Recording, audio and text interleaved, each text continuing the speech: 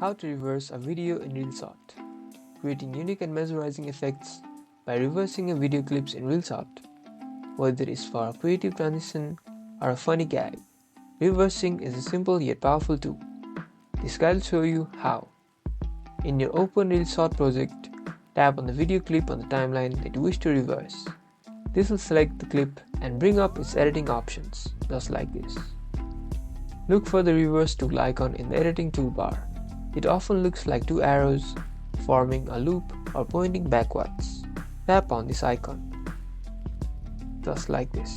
Upon tapping reverse, Reelshot will process the clip, playing it backwards. This might take a few moments on the video length, depending on the video length.